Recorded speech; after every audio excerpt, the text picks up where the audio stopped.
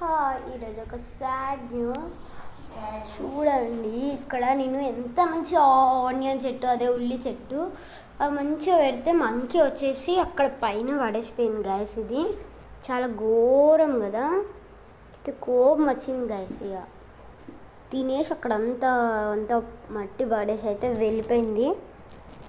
చూసారు కదా గైస్, ఇలా మనం బయట పెట్టుకుంటే కోతులు వస్తే మాత్రం అస్సలు ఉంచవు కదా ట్రీస్ ప్లాంట్స్ని. ఇక్కడ నేను హ్యాండ్ వాష్ చేసుకుంటున్నాను గైస్. అటు సైడ్కి వచ్చేసరికి వాళ్ళ వాళ్ళ పపాయ బనానా మొత్తం తినేసి అక్కడ పాడేసి వెళ్ళింది గైస్. పాపం వాళ్ళు ప్లేట్లో పెట్టుకున్నారు కానీ అది ఎక్కడో ప్లేట్ పట్టుకొని అయితే వెళ్ళిపోయింది.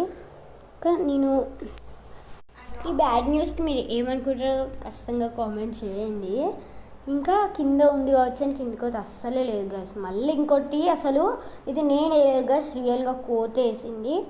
మళ్ళీ చూసాను ఇక ఇట్లయితే కాదని బాల్కనీలోకి తెచ్చి అయితే పెట్టే. ఇటు కూడా వస్తున్నాయి గైస్ ఇక కోతులు, ఎటు ఉంటే అటే వచ్చేటట్టు. ఇక్కడ ట్యాప్ కూడా ఉంది, ఇక వాటర్ పట్టచ్చు.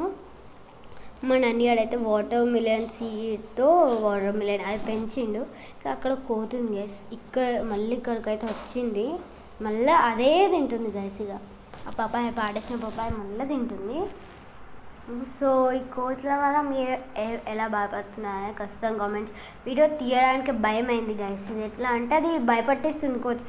మన నీడ వెనకాల నుంచి దాన్ని గైస్. ఈ కోతుల వల్లనైతే చాలా ప్లాన్స్ అయితే పోతున్నాయి.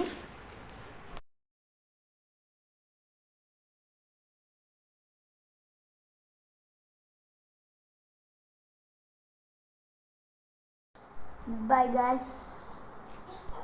Bye bye.